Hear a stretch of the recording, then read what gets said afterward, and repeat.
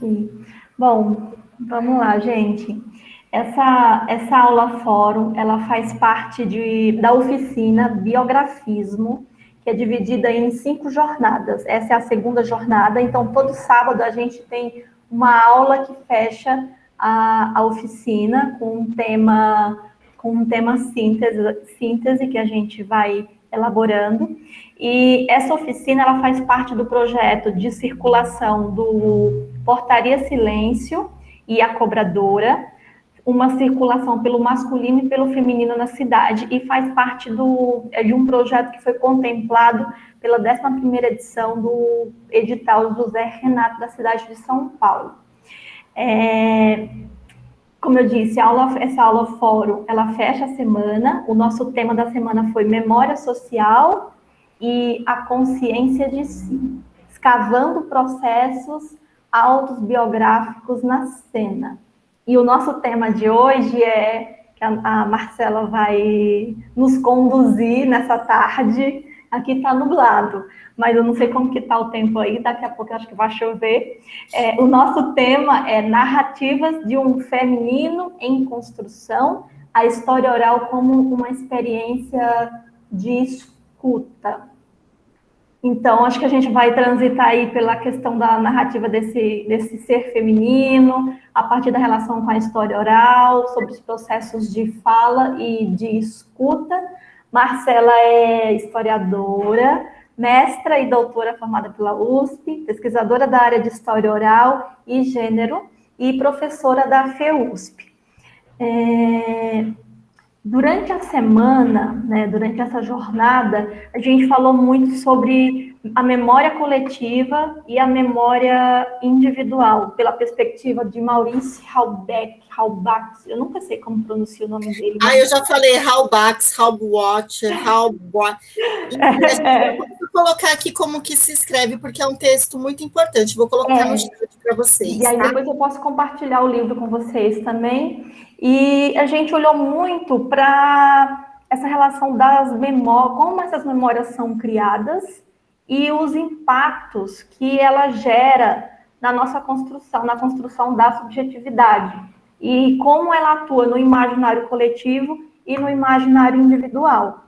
A oficina, ela é ministrada, né, essa oficina Biografismo é ministrada por 2 atores, diretores, pesquisadores da área de teatro, que é eu e o João Júnior.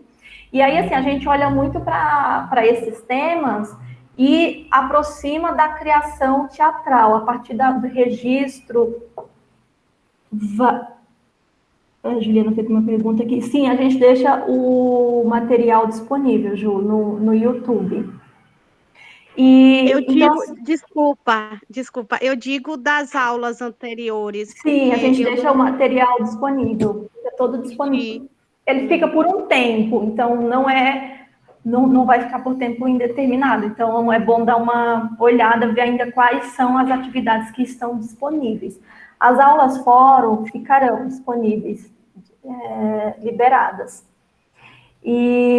Então, assim, a gente olha muito para essa perspectiva desse contexto, aproximando da criação teatral. Então, muitas atividades que a gente vem olhando é para a escrita como uma ação de olhar para esse presente e criar um tecido do como a memória coletiva, como essa memória atua na nossa memória individual e como a gente pode utilizar isso na criação de texto, na criação de cena, nessa perspectiva do teatro e também perceber ter consciência dessa existência e do que nos cerca, né? Então, durante a semana a gente vem exercitando muito esse olhar.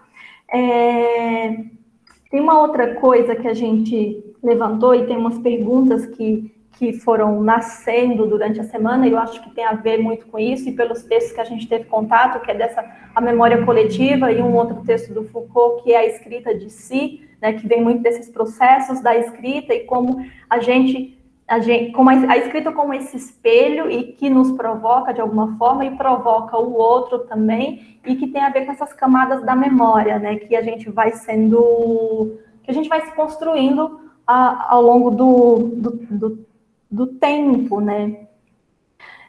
Isso indivíduo e também coletivo. E aí tem algumas perguntas, algumas frases que ficaram durante a semana, que é essa ideia do imaginário, que o imaginário é um campo de disputa, pensando numa ordem social política, e uma outra era como ver e dizer essa realidade que nos cerca. Isso pensando, a gente traz muito para a perspectiva da cena, porque é o campo que a gente pesquisa, mas também eu acho que a gente pode olhar para os outros campos também, e pensar que um outro recorte do texto é essa ideia do indivíduo, né? Do indivíduo como seu primeiro testemunho. Então, dessas memórias que cada um carrega, né? Seja as memórias que foram criadas por conta de ações externas ou internas, assim, da sua própria caminhada. Então, eu acho que a história oral tem muito a ver com isso, né? Porque hoje a gente se fala muito, tem muitos termos para se trabalhar com a memória, com a narrativa, né?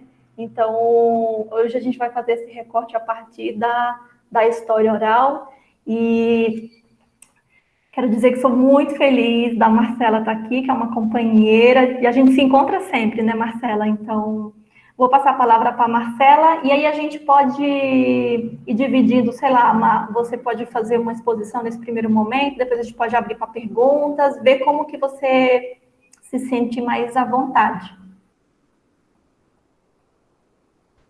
Obrigada, Maria, querida, uma amiga talentosíssima e que me chama para o que for, pode contar comigo, porque todos os projetos são sempre lindos. Fico feliz que esteja gravado, porque a gente nesse turbilhão de coisas, a gente acaba, né, assim, nem conseguindo divulgar tanto, né, essas atividades tão legais. E pensando que hoje é sábado e hoje é um dia super importante para a história do nosso país, né, muitos movimentos aí pelo país fazendo, né, assim, se colocando, se expressando, né, então acho que todo dia é uma cena, né, assim, e eu vou...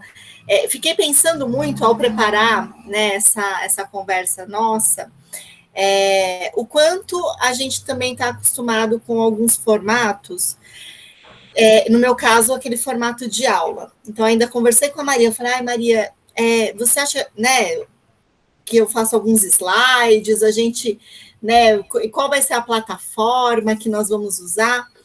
E, na verdade, eu fiquei pensando bastante nisso, né? Eu falei, como a gente está cada vez mais se colocando em espaços mais fechados e pré-determinados, e aí eu decidi fazer uma experiência diferente do que seria numa aula expositiva, até porque eu acho que aqui a gente pode ter um espaço, até por enquanto somos 4 mulheres, eu acho que pode ser um espaço de trocas e de produção de conhecimentos mais livre, né, livre desses limites, mas não descoladas, né, desse saber que é de onde nós viemos, né? Quando a Maria me apresentou, ela deu ali um resuminho do meu currículo, né? E geralmente nessas ocasiões é assim que nós nos apresentamos, é assim que nós somos apresentadas. Mas eu vou começar dizendo para vocês, eu não sou essa pessoa. Eu não sou só essa pessoa. E eu vou falar para vocês muito rapidamente quem eu sou, para além da pesquisadora que, né, tem essa dimensão profissional, né? E isso porque uma das palavras-chave aí da nossa conversa de hoje é a construção. E, bom, eu sou a Marcela, e tudo isso que a Maria falou é verdade, mas eu também sou mãe do João e do Bento, eu sou filha da Cidinha e do Joel. O meu pai já é falecido há 21 anos, mas eu o carrego comigo todos os dias, né? Ele é parte da minha constituição, da minha memória, né? Enquanto indivíduo, mas também enquanto coletividade, enquanto família. Eu sou uma pessoa que, apesar da seriedade, sempre faço piadinhas e não tem nada a ver, em situações muito sérias, né? Eu sou dessas. Eu, apesar de ser professora universitária, acompanhei a última edição do Big Brother, né, praticamente inteira, o que poderia me colocar no limbo, né? Eu sou uma pessoa que gosto muito de tomar cerveja e vinho, mas também adoro tomar água. Eu já fui para a Índia e essa foi uma experiência que me marcou muito. E, enfim, eu gosto muito de ter amizades. Então, eu não sou só uma coisa. Assim como vocês também, aposto, que não são apenas aquilo que os seus currículos dizem sobre vocês. E eu queria começar essa nossa conversa perguntando quem são vocês. E é claro que vocês podem não querer responder, falar, ó, gente, não quero. Olá, Adelaide, tudo bem? Seja bem-vinda. Vocês podem falar, não, eu não vim aqui para isso, eu vim aqui para ouvir, não para falar, para me apresentar, né? A gente tem esse hábito tão natural já de ficar com a câmera fechada, né? Porque às vezes a gente está ouvindo uma aula e fazendo comida, fazendo bicicleta, tirando um cochilo. Temos todas essas situações.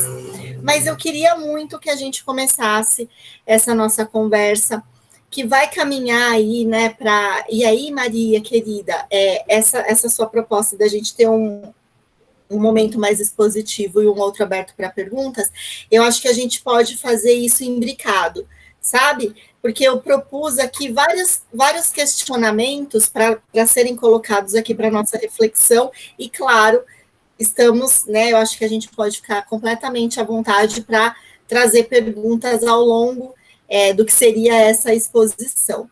Mas então, para começar, eu queria pedir para vocês me dizerem quem vocês são, para eu saber quem são esses femininos em construção, né, que a gente vai falar hoje.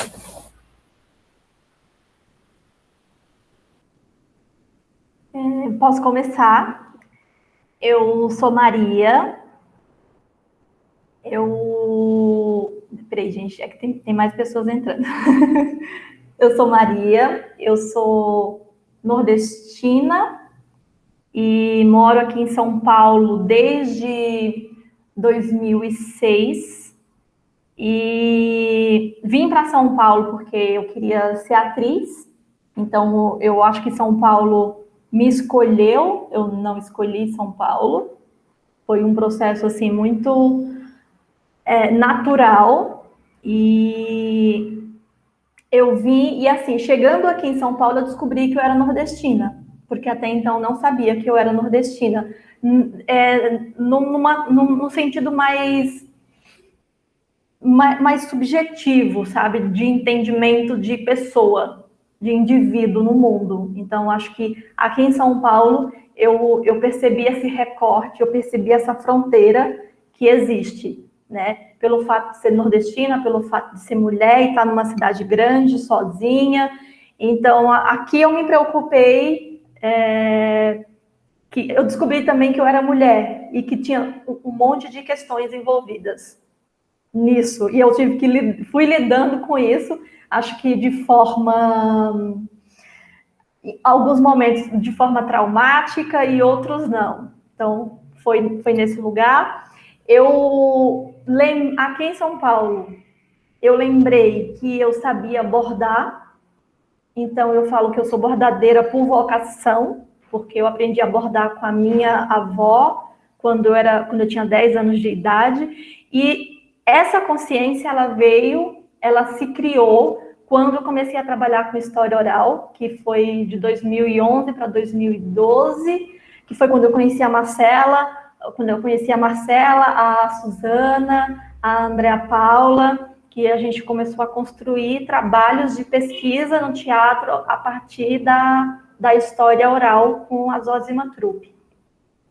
Então, eu falo que desse momento, para mim, tem um ponto de virada que a partir desse momento que eu comecei a trabalhar com história oral, eu comecei a olhar para esse eu mulher, para o eu artista e para a minha pesquisa de uma outra forma e olhar para as minhas raízes. E olhando para as minhas raízes, eu descobri outras potências, outras essências que estavam guardadinhas ali e que foram, acho que, abafadas pelos desejos que foram criados, não pelos meus desejos, né? Então, por todas as questões externas que a sociedade nos cerca, que chega sempre. Então, eu acho que tem muito disso. Venho me construindo como feminista, porque eu entendo como uma construção de um reviramento, e para mim venho nessa ideia entendendo o lugar como também como arte educadora, que para mim eu gosto de pensar muitos processos de criação. Então, desde a questão da forma, é muito interessante para mim. Então, eu tenho vários desejos nesses lugares. Que mais? Gente, são tantas coisas que eu gostaria de ir colocando, mas acho que a gente vai lembrando. Deixa eu só explicar para as meninas que foram chegando depois, a Graziela, a Giovana, boa tarde.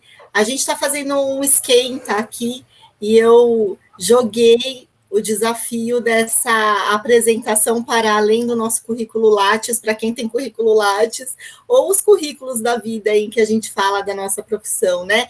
Porque, afinal de contas, pensar em construção do feminino ou do sujeito, eu acho que requer a gente se olhar e se dizer, né? Então, a Daniela, eu acho que na hora que a Maria abriu o microfone, a Daniela também abriu, né? Então... Vem, Daniela, vem. A gente pode fazer assim, a gente pode ir chamando. Olha para a carinha de quem está mais disponível e a gente chama. Pode ser. Tudo bem? Boa tarde, gente. Vocês estão me ouvindo bem? Então, tá bom. Bom, eu sou Daniela, eu tenho 41 anos, eu moro em São Paulo. E, de fato, assim, as palavras da Marcela já do começo já me identifiquei muito, porque, na verdade, o teatro tem sido um encontro da minha vida recente, porque eu venho de uma família aqui, né, de classe média baixa, da classe trabalhadora, e em que a gente foi meio que levado a estudar uma profissão que nos desse renda para que a gente pudesse sobreviver na vida, né? Eu e meu irmão, a toda a nossa família. Então, fui publicitária durante 20 anos, e só que no meio desse trajeto me tornei mãe, e aí tudo bagunçou, né? O que eu achei que estava estabelecido na vida deixou de estar. E nesse crescente de conflitos e tudo mais, eu passei por um incidente quando eu tinha 38 anos, eu quase morri, tive um infarto. E aí tudo que já estava em questionamento na minha vida, nessa relação de trabalho, de filhos, de autoria da nossa vida, né? O feminismo também veio muito forte quando eu me tornei mãe, assim, e que a gente tem muitas coisas roubadas de nós, né? Então tudo foi se misturando e até que culminou nesse ponto aí em que eu brinco que eu decidi não morrer. Deliberei ali com os meus santos na mesa de cirurgia e falei, não vou não. E desse choque de realidade, né, depois de sobreviver, eu resolvi realmente encarar a autoria da minha vida, e aí a escrita entrou assim com uma força gigantesca. Eu até tentei bater um pouco na porta para ver se eu arrombava, voltei para o mercado da publicidade, mas assim, aí o teatro falou mais alto, e esse percurso já tem 2 anos, eu estou estudando dramaturgia, já tenho 3 peças escritas, e assim, tanto o curso de biografismos que a gente está fazendo, quanto esse encontro, para mim, significa muito, porque o meu objeto de pesquisa, o que tudo indica, é a gente empilhar essas histórias femininas, né? Fazer uma massa crítica em que a gente possa refletir de verdade, assim, as nossas trajetórias nesse tempo que a gente vive. Então, assim, estou muito feliz de estar aqui. E aí acho que eu posso chamar a Juliana, né, que abriu a câmera também. Olá, boa tarde. Bom, meu nome é Juliana, eu sou nordestina, eu nasci em Itabuna, Bahia, não sei se vocês conhecem, perto de Ilhéus, a terra do cacau, a terra de Jorge Amado. Eu, como Maria disse, né, que São Paulo que te convidou, né? Eu não, eu que fui em busca de São Paulo porque eu precisava mudar, eu precisava sair de um lugar. Não sei se na sua região é assim, né, Maria, mas assim, porque os Nordeste eles são múltiplos, mas a gente vive do machismo, vivemos do racismo, do preconceito. Então, assim, eu vivia nesse processo todo e eu ficava incomodada. E eu falava para mim mesma, eu tenho que mudar, eu tenho que sair daqui para estudar e para votar e ajudar mulheres como eu. Então, isso eu fiz em 2016, fui aprovada no mestrado em turismo da EASH, e eu optei por fazer, depois, a faculdade de educação, pelo fato que eu queria até saber da minha essência, sabe? Até saber, assim, quem é Juliana no mundo. Então, assim, eu gostei muito da introdução da professora Marcela, porque, realmente, eu não sou só a Juliana que pesquiso, que tento, né, que eu ainda estou tentando pesquisar, eu não sou isso, eu tenho uma essência, sabe? Eu tenho uma simbologia por trás. Então, isso é o que me faz lutar pelo fato de passar, até mesmo em São Paulo, que agora eu não estou em São Paulo, mas assim, até mesmo eu moro no CRUSP, então, assim, de passar por tantas coisas que eu passei, como, eu recebi várias denúncias, assim, querendo me tirar do CRUSP, mas, assim, o que eu vejo é o seguinte, é o fato de você ser mulher, você estar sozinha, sabe, você ainda ser nordestina, ou seja, é como mostrar que você não tem a capacidade de ser uma doutoranda da USP. É tipo assim, não é aceitável isso. Essa é a minha visão. Tá? E quando a professora também falou do Big Brother, eu fui chamada para escrever sobre a Juliette, né? Porque eu pesquiso as mulheres nordestinas da USP. Eu nem sei se Maria faz a USP, porque se fizer, eu quero te entrevistar, Maria. Ai, E amada, aí, eu faço o Nesp. Eu e nossa, A Laide está aqui, ela também faz o Nesp. nossa, que bacana. Então eu pesquiso as mulheres nordestinas. E aí eu tive que estudar o Big Brother e ver a questão da Juliette, que estava passando por vários preconceitos, e pessoas que estavam, né, desse grupo que ela estava, do Nordeste, aceitavam numa boa. Então, ali, para alguns autores, né, é algo. Eu nem sei se eu posso citar aqui o autor, porque eu ainda estou estudando, assim, eu não concordei com algumas coisas que ele falou, então eu nem vou citar. Mas o que eu quero dizer é que a gente precisa olhar para a subjetividade dessas mulheres, entendeu? Eu posso usar um chapéu de cangaceiro, mas eu posso ser uma estudante, eu posso ser a Juliana que gosta de dar risada, que gosta de brincar, sabe? Por que não? Sabe? Por que eu tenho que ter um perfil padronizado de intelectual, né? Porque tem isso também, né? Por que isso, sabe? Então, assim, essas são as questões que eu levanto, que eu fico observando comigo mesma e não só com as mulheres nordestinas, mas com as mulheres que é do sul, do sudeste, enfim, por que a gente sempre tem que, né, ter uma posição de ser a intelectual? Por que a gente não pode ser a Juliana, como a professora falou, sem estar o currículo, sabe? Então, essas coisas, então, assim, eu achei muito interessante isso, porque para a narrativa, que é isso que a gente está estudando, a gente tem que realmente ouvir a alma dessa pessoa, né? Então, assim, quando você escuta a alma dessa pessoa, você vê que tem por volta dela várias algumas cicatrizes, né?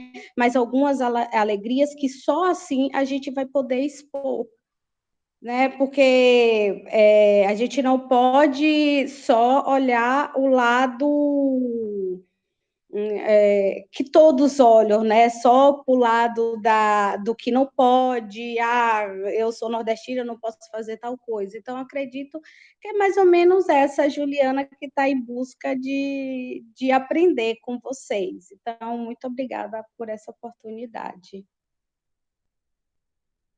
Nossa, tem uma coisa que você falou que eu preciso rebateu aqui em mim, eu vou jogar aqui para a gente, que é essa questão da validação do conhecimento. E a gente, né, como ser feminino, tem que validar o tempo todo, mais de uma vez. Então, não é suficiente você ter o conhecimento, você tem que provar que você sabe. Você tem que assinar, tem que carimbar em cartório. Então, essas camadas, elas estão arraigadas, assim, na nossa construção social, né? Vou fechar aqui para alguém entrar. Tá, assim, já tô aqui anotando tudo e a Adelaide agora já abriu a câmera, ela também vai contar quem ela é pra gente. Obrigada, Juliana, obrigada, Daniela, Maria, enfim, passo a palavra. Oi, gente, desculpa não ter aberto ainda aqui, eu tava meio caótica, ainda tava almoçando, assim, fiquei tudo meio assim, tava comendo uma feijoadinha básica. Bom, por onde começar? Eu vou começar, Marcela, desculpa, só te corrigindo, porque não é a Adelaide, é a Laide. Gente do céu, olha a falta que faz. Percebe? Mas tudo bem. Desculpa, Laide. Não, tudo bem. Não, é uma confusão que fazem muito mesmo, assim, eu já estou muito acostumada de sempre confundirem. Aí, às vezes, até eu já nem ligo, sabe? Falo, ai, tá bom, deixa. Imagina. Falar de mim um pouco, bom, eu comecei a fazer teatro por conta de uma depressão. E aí, o teatro foi um lugar que me ajudou a me reconectar comigo mesma, a encontrar outras pessoas que talvez tivesse um pouco mais de afinidade, por eu estar me sentindo completamente fora da caixinha, né, como a gente brinca. Então, eu acho que a minha história como teatro, ela é totalmente permeada por isso, assim. Eu ainda faço tratamento, enfim, então é quase um andar de mão junto, sabe? Mas não é algo ruim. Eu não vejo como algo ruim, eu vejo como algo que também faz parte até da sociedade que a gente está vivendo, sabe? As pessoas estão cada vez mais deprimindo. Então, não dá para eu olhar para isso e pensar que é um problema que para me prejudicar. Então, eu uso isso como um meio de extravasar a minha arte, assim. Então, e aí eu faço teatro desde 2012, sou formada, eu não lembro quem foi que falou que estava estudando dramaturgia, sou formada em dramaturgia também, pela SP Escola de Teatro, e depois, a Daniela, depois que eu entrei eu faço também licenciatura, né, na Unesp, em arte e teatro, e depois que eu entrei na faculdade, a faculdade ela deu uma bagunçada, e aí eu estou escrevendo um pouco menos do que eu gostaria, agora que eu estou voltando com a pandemia foi bom nesse sentido, porque me instigou a escrever mais, e aí eu estou retomando esse carinho com a escrita. Mas a faculdade tinha feito assim em mim, e aí eu estava totalmente focada na coisa acadêmica, e agora eu estou voltando aos pouquinhos. Eu não sei, eu moro em São Paulo, né? Acho que eu não falei isso, eu sou de São Paulo. O que mais que eu posso falar de mim? E eu concordo muito com o que a Maria falou, assim, de eu ser uma feminista em construção. Eu acho que a gente está ainda buscando, né? Como a própria Simone diz, a gente não nasce mulher, a gente torna-se mulher, né? Então, é uma pesquisa, é uma busca o tempo inteiro de olhar e às vezes admirar algo em alguém e falar, será que isso é meu também? Será que eu estou só admirando no outro ou na outra, né? Ou no outro, porque também existem personalidades e gêneros e tudo isso também a gente está aprendendo junto, né? A se olhar, a se reconhecer, a respeitar. Então, é esse processo de se descobrir também, que eu acho que no fim nunca acaba, né? Acho que é isso, falei. Obrigada, Laide. Desculpa, agora eu não vou mais esquecer o seu nome, porque eu sempre vou lembrar da dona Laide Costa, que é sogra de uma amiga minha, e aí eu sempre falo, gente, não é a Adelaide, é a Laide. Meninas, eu sei que a Graziella tinha já comentado que ela não conseguiria, né, falar, usar o áudio, o vídeo, enfim, e a Maria já tinha dado a deixa aqui, se ela quiser colocar, né, uma apresentação aqui no chat, né, fique à vontade, e a Giovana também, que é onde está caindo o maior toró, ela falou que já começou lá, não sei se vai conseguir abrir a câmera, o microfone, só dá um toque para a gente, Giovana, se você consegue, para aí a gente já ir caminhando.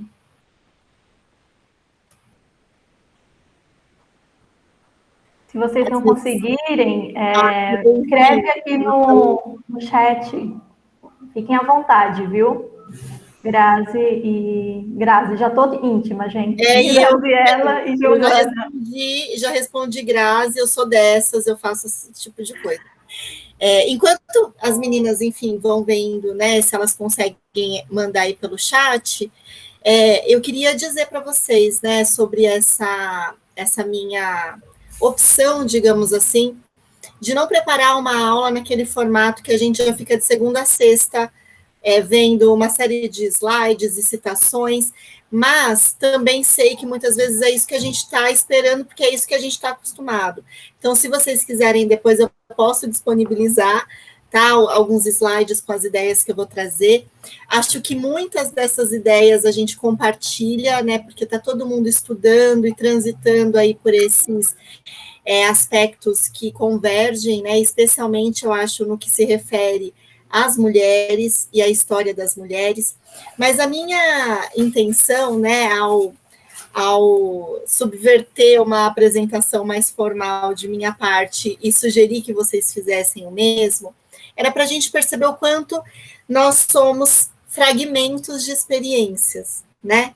O quanto esse nosso ser, ele é formado por várias camadas, e essas camadas, elas se conectam a outras pessoas com as quais nós já vivemos, ou convivemos, ou conhecemos, né? Mesmo não pessoalmente, mas às vezes alguém que nos inspira, né? A Laide aqui citou a Simone de Beauvoir, que eu acho que é algo, né, assim, que está introjetado em todas nós, que falamos desde o lugar, né, desses feminismos em construção, mas, enfim, nós, falar sobre nós, e isso porque, ao final da nossa conversa, a gente vai pensar como que isso se projeta na cena, né, e eu que não sou dramaturga, nem atriz, nem especialista nisso, eu vou tentar trazer um pouquinho o que eu acredito que a história oral, né, possa contribuir para que a gente pense, né, essas questões. E de todas as maneiras, né, e aqui eu estou me baseando muito na experiência de ter assistido o espetáculo A Cobradora, né, que eu não sei se todas vocês já assistiram, mas, enfim, assistiram, sei que assistirão, mas, enfim, é um espetáculo que traz uma pluralidade de mulheres, né? E enquanto eu me apresentava, eu fui falando sobre muitas mulheres que existem em mim, e que são mulheres com quem eu convivi, com quem eu aprendi, ou com quem eu desaprendi, né? Então, eu acho que para pensar esse feminino em construção, né, que está aí no nosso título dessa conversa, é pensar inicialmente o quanto nós somos, né, esse conjunto aí de camadas, esses vários fragmentos e essas várias pessoas, né? Como a Maria falou que durante a semana o debate sobre a memória coletiva apareceu, o texto do Maurice Robuat, se é que a gente está pronunciando certo o sobrenome dele, traz que a memória coletiva, ela é justamente isso. Quando a gente se lembra de algo, muitas vezes a gente está se lembrando de algo que alguém nos contou, né? Experiências que foram compartilhadas. E, de qualquer forma, falar sobre mulheres, falar sobre o feminino e falar sobre o feminismo, eu acho que são dimensões diferentes e complementares para a gente pensar um pouquinho sobre isso. E é a partir daí que eu gostaria de começar a falar com vocês, fazendo uma pergunta.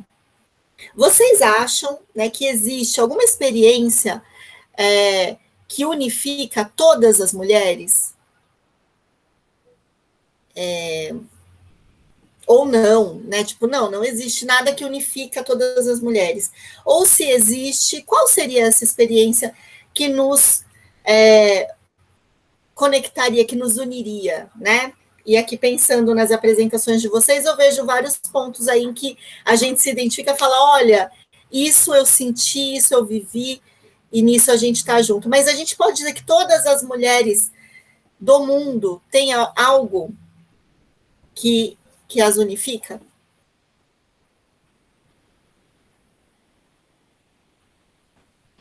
Eu tô aqui pensando, né, todas as mulheres, eu acho muito abrangente, mas, por exemplo, eu estou menstruada, e isso é uma experiência que a gente, como mulher cis, a gente passa, né?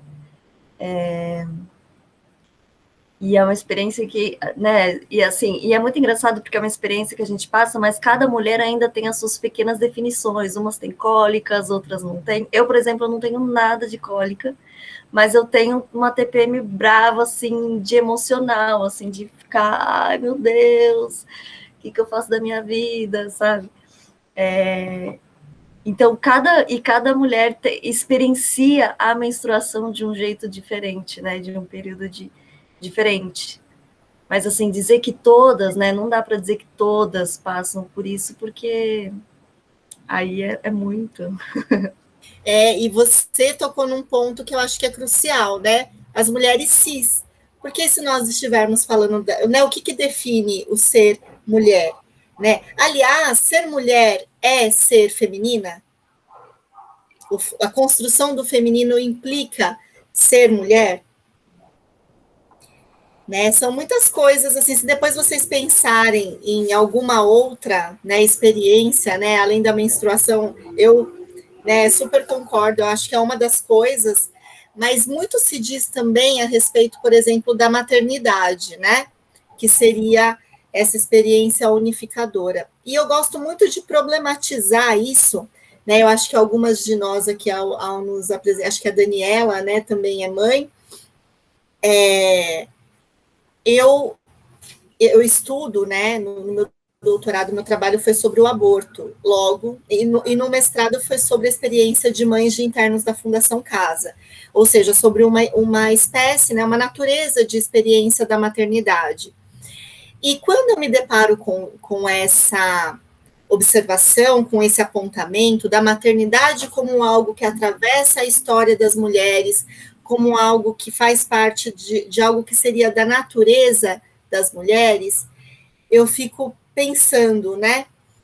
Será? Porque ao estudar o tema do aborto, é também algo que acontece ao longo de toda a história da humanidade, né? A interrupção voluntária de uma gestação também é tão natural quanto a própria maternidade, natural no sentido de acontecer há tanto tempo quanto, né? Desde que há as gestações, há a interrupção dessas gestações e por conta de motivos que vão variar muito ao longo do tempo, né? Então, essa dimensão histórica que nos coloca diante da impossibilidade de uma unidade de algo, de alguma experiência que diga respeito a todas as mulheres, né, coloca para a gente mais questionamentos ligados né, ao que pode ser considerado essa construção do feminino, né? E para falar sobre isso, uma outra questão, né, um outro questionamento. Se a gente considera que não há, né, de fato, algo que junte todo mundo, porque todo mundo é muita gente, todas as mulheres do mundo, né, são muitas, vocês acham que ao longo da história, e aqui eu estou falando como historiadora, né, não consigo sair deste lugar de fala aí, dos inúmeros lugares de fala dos quais a gente fala, às vezes a gente se apega a algum, né, e então, enquanto historiadora, né, não sei se tem mais alguém aí que é da história, mas vocês acham que há uma progressão no sentido de, a gente sabe que na história as coisas mudam, né, então ser uma mulher na Idade Média e ser uma mulher no século XXI provavelmente vai apresentar diferenças, né, e semelhanças também, muito provavelmente, mas há, na opinião de vocês, uma progressão, uma mudança que sempre vai superando o que aconteceu anteriormente?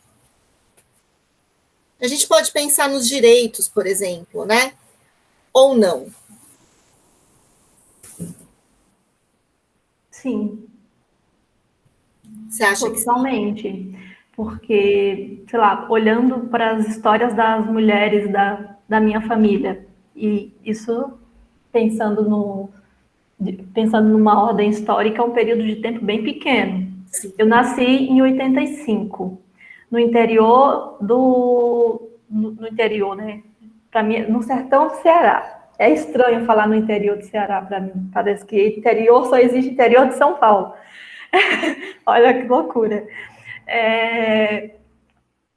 Olhando para a minha avó paterna, minha avó materna e a minha mãe, né, tinha uma questão do acesso ao estudo, que era privilégio dos homens, porque mulher estudava até, sei lá, até a quinta série, porque não precisava.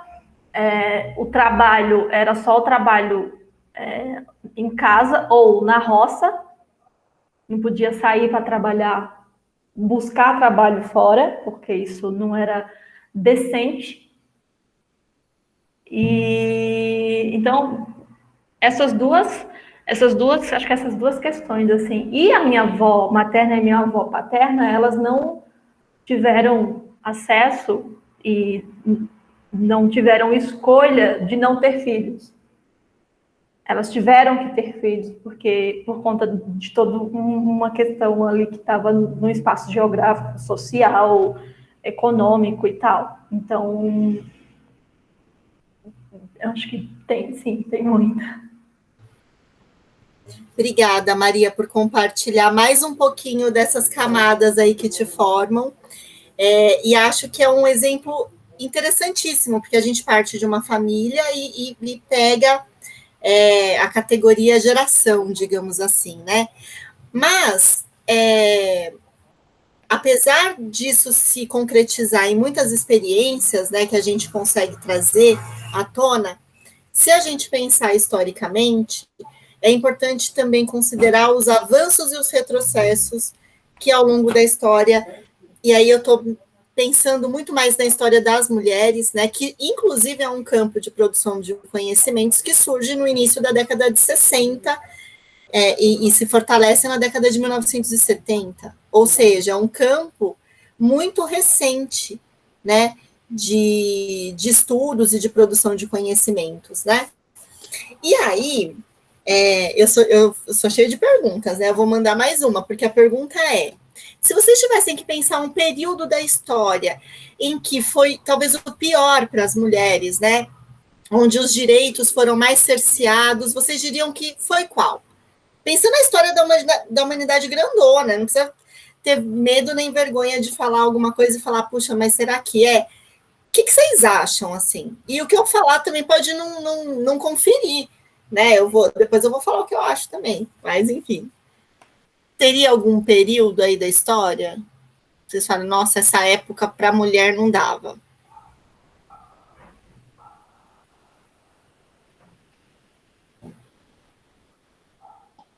Eu vejo isso como algo tão cíclico, sabe?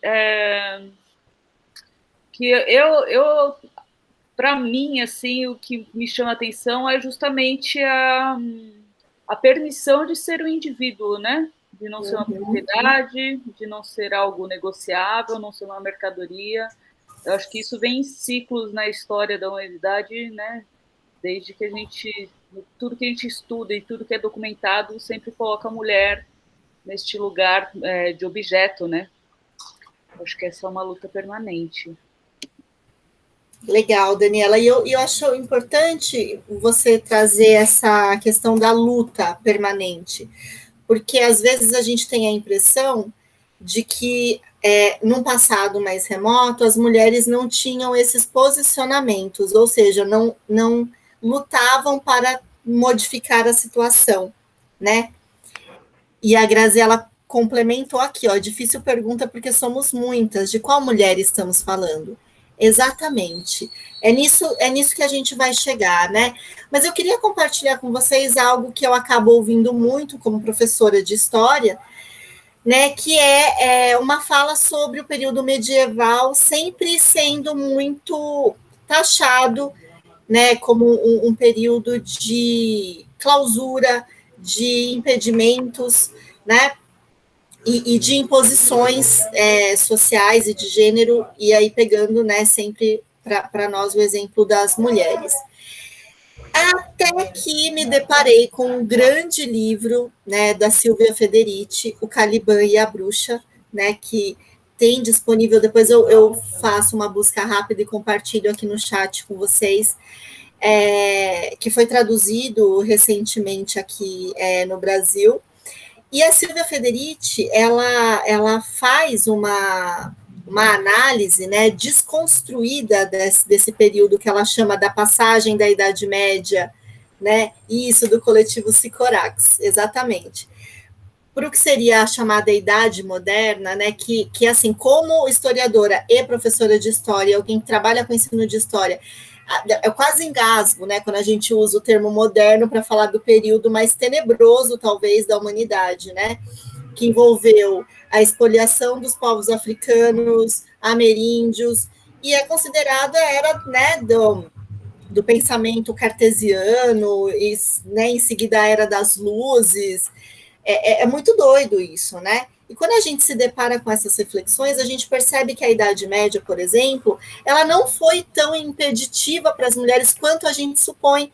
Esse trabalho da Silvia Federici mostra, por exemplo, que na Idade Média, tanto em termos de usos do corpo, né, de experiências relacionadas à sexualidade, quanto a participação social, né, nos coletivos, nos grupos dos quais essas mulheres fizeram parte, era muito maior do que nesse período que virá em seguida, né, que é quando essa perseguição mais sistemática às mulheres se torna, inclusive, o grande alvo da Inquisição, né, o crime de bruxaria, né, ou os crimes reprodutivos, como eram chamadas as situações de contracepção e de aborto, por exemplo, que muitas vezes colocavam essas mulheres em risco, enfim, demonstram, né, que há outras formas da gente interpretar determinados períodos históricos.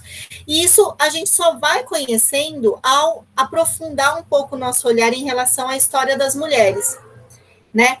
E aí tem uma historiadora que é muito importante, né, para os estudos de história das mulheres, porque ela é uma das primeiras, né? Eu não sei se vocês conhecem a Michelle Perrault, estou escrevendo o nome dela aqui no chat. Ela é francesa e desde a década de 50 ela, né, tem trabalhos volumosos. Até hoje ela produz pra caramba, gente. Ela tem, acho que, um podcast numa rádio da França, que, enfim, ela, né, discute questões relacionadas, mas ela começa falando do que ela chama de os excluídos da história, né? Inclusive é um dos títulos de um dos livros dela, onde ela fala sobre prisioneiros, mulheres e operários. Em seguida, ela começa a se concentrar mais nessa questão das mulheres, e aí ela tem vários livros, né? E um deles se chama As Mulheres e os Silêncios da História. Tem um outro que se chama Minha História das Mulheres. Enfim, mas algo que a Michelle Perrault se pergunta é possível uma história das mulheres? Né? Isso ela falando lá nos idos da década de 1960. Por que ela faz essa pergunta? Porque até aquele momento, né, a história, enquanto campo de produção de conhecimentos, era predominantemente formado por homens, mas mesmo as mulheres que estavam, né, nesse universo não pesquisavam sobre mulheres. Então, não é que as mulheres não existiram ao longo da história, e nem tampouco que elas não apareçam nos trabalhos dos historiadores homens, mas elas sempre foram apresentadas, né, a esse universo de conhecimentos pelo filtro masculino, né? Ou seja, é a partir desse período em que a história das mulheres se consolida, né, como um campo independente, né, de produção de conhecimentos, que eventos, períodos históricos diferentes são revistos, né? E isso é muito significativo, porque a gente, né, a gente está muito acostumado a entender as coisas como principalmente o que a gente aprende na escola, né? Eu acho que aí vocês também têm, tanto quem tem essa proximidade com a área da educação, da arte-educação, quanto do próprio teatro, que também tem uma dimensão pedagógica, né? A gente está o tempo todo trazendo elementos que, para um público que está em formação, pode ser considerado um dado inquestionável, né? Então, algo que tem ocorrido muito, né, comigo, por exemplo, é a Revolução Francesa. É um assuntão de história, é um assunto que todo mundo estudou na escola, e certamente dos vários, talvez seja daqueles que você lembra vagamente, fala, já ouvi falar disso. Esse assunto aí, ele deve ser bem importante, e é, de fato, né? Inclusive, para essa divisão mais tradicional dos períodos históricos, a que separa ali a idade moderna da contemporânea, seria o que inaugura a nossa era, um negócio de outro mundo, né? O momento em que os homens escreveram uma declaração dos direitos, né? Ou seja, olha que avanço da humanidade. E a Revolução Francesa é tratada, portanto, como um momento chave. Quando a história das mulheres avança, você começa a perceber o quê? Outros olhares sobre a Revolução Francesa. E aí você vê que houve a Declaração dos Direitos do Homem e do Cidadão, e quando uma mulher, né, a Olympe de Gouges, escreve a Declaração dos Direitos da Mulher e da Cidadã, ela é julgada e punida com a pena de morte na guilhotina. Então, hoje, no ensino de história, é possível trazer para essa geração em formação que a Revolução Francesa é tudo isso, não é uma coisa só. E isso graças aos avanços proporcionados pelos estudos da história das mulheres, em que a Michelle Perrot tem um papel importantíssimo.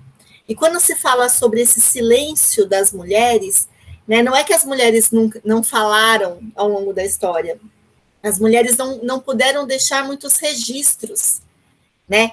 Por quê? Né? Aí a experiência da Maria, né? Voltando lá atrás na minha família, né? Quem pôde aprender a escrever e ler, né? Isso a gente está falando do século XX, imaginemos isso estendido aí, né? Para os séculos passados. Porque uma forma de se dizer é escrevendo sobre si. E quando vocês leram Foucault, né, a escrita de si, eu acho que isso traz, é onde você pode sistematizar não só as suas memórias, né, mas também onde você pode criar, né, outros universos, outras possibilidades, né? E muitas vezes quem podia fazer esses registros, né, a imensa minoria de mulheres que tinham conhecimento, né, da escrita, antes de morrer, elas muitas vezes queimavam esses registros para que não fosse, para que não expusesse, né, essa intimidade. E a Daniela até falou, até deixamos registros, mas somos sempre apagadas. E além desse próprio autoapagamento para proteger a própria imagem, sabe, Daniela? a gente tem isso que você falou, que é o que é considerado importante para ser guardado, né? O que pertence às mulheres muitas vezes é descartado, né, como menos importante. E isso acontece nas artes, por exemplo, né? Isso acontece em muitos âmbitos. Então, eu acho que, né, um primeiro momento para a gente pensar essa construção do feminino, né, antes da gente chegar na história oral, é pensar que a própria história em si, ela já vai trazendo elementos para a gente perceber essa necessidade e essa responsabilidade da gente desnaturalizar algumas questões. Né? Quando eu fiz a pergunta, gente, tem algo que unifica todas as mulheres? E nós, neste lugar de onde falamos, em que esse debate está muito acalorado, a gente não ousa falar que a maternidade é algo que unifica as mulheres. Né? Mas em muitos lugares, o amor materno ele é considerado incondicional. O amor de mãe. Tinha uma novela com esse título, não tinha? Que, inclusive, parece que foi uma loucura no final. Ainda bem que eu não comecei a assistir, porque senão eu não ia parar. Entenderam? Eu ia ficar louca querendo ver, mas não assisti. Mas, assim, o que é o amor de mãe? É algo que é inquestionável, inquebrantável. No entanto, uma francesa também, a Elisabeth Badinter, escreveu na década de 80 um livro que foi super polêmico, que é O Mito do Amor Materno. Quando ela escreve esse livro, imaginem como ela foi taxada, né, de, enfim, tudo que pudesse ser colocado como negativo para uma mulher, né? E ela, na verdade, não está dizendo que o amor materno não exista, né? Eu estou dando um mini spoiler, gente, mas o livro, a Maria eu já fiz a Maria ler esse livro, eu acho, né, Maria? Depois você pode falar o que você achou. Mas o que ela diz é que o amor é um sentimento que é uma construção diária do convívio humano, né? E quando a gente fala aqui dessa construção, né, que vai acabar na cena, mas que a gente está o tempo todo fazendo na nossa vida, né? Isso foi um debate que sempre esteve presente nas minhas pesquisas, né? Tanto que essa ideia do mito do amor materno, segundo essa pesquisa da Badinter, foi uma construção localizada no tempo, que está ali no século XVIII para o século XIX. Porque, vejam só, na pesquisa dela, é muito claro, né, que a maternidade, ela era uma experiência, enfim, compulsória, como a Graziella até colocou aqui, porque não havia muita escolha, se bem que, como a gente sabe, os métodos contraceptivos, apesar de rudimentares, e o próprio aborto é algo, né, que atravessa a história. Eu acho que ficou aqui travado. Peraí que eu acho que eu sei o que aconteceu. Gente, eu tenho que colocar para carregar. Peraí, senão ele vai travar. Só um minutinho. Mas o que a Badinter vai falar é o seguinte. A galera que tinha grana tinha os filhos, né? Todas as mulheres, filhos. Só que assim que os filhos nasciam, eles eram levados para casas de amas de leite, mercenárias, que recebiam para amamentar os filhos da elite, né? Porque era, inclusive, visto como algo meio nojento, né? Uma mulher de uma classe abastada amamentar. Aí a gente fala, gente, e o que é essa coisa louca que hoje defendem a amamentação desse jeito, que eu que não amamentei sou escrachada, de louca, de não ama seu filho? Peraí, gente. Ou seja, voltei, desculpem, agora está carregando, agora estamos seguras. Mas resumindo, não é que essas mulheres mães que ficavam com elas, às vezes por anos, né, voltavam para casa aos 5 anos, 7 anos, não eram amados por elas. Poderiam até ser, mas não havia esse contato, não havia essa relação. E, por outro lado, as amas de leite, elas tinham os filhos delas, mas elas acabavam tendo que amamentar e cuidar muito mais desses filhos dessas outras mulheres, né? Porque elas dão do dinheiro, né? E muitas vezes elas acabavam tendo filhos simultaneamente não, um depois do outro, para manter essa maneira de conseguir ter um soldo, né? Conseguir ter um salário.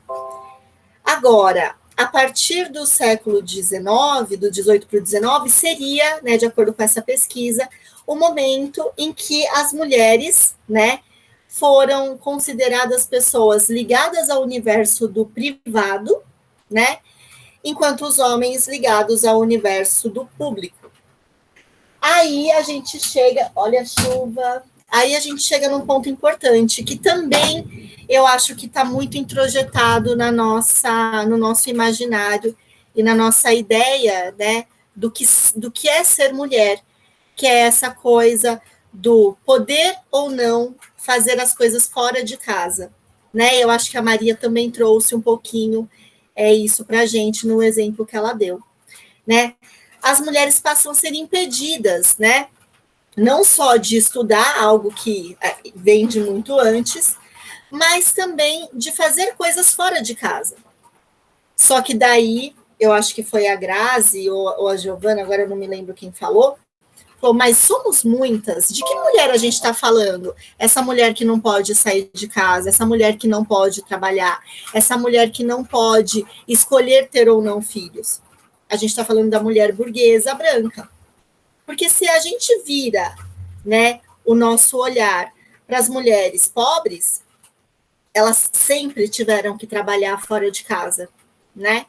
Se a gente olha para as mulheres escravizadas, essas mulheres sempre elas não só puderam, como elas foram obrigadas a trabalhar, e muitas vezes no mesmo tipo de atividade que os homens, né?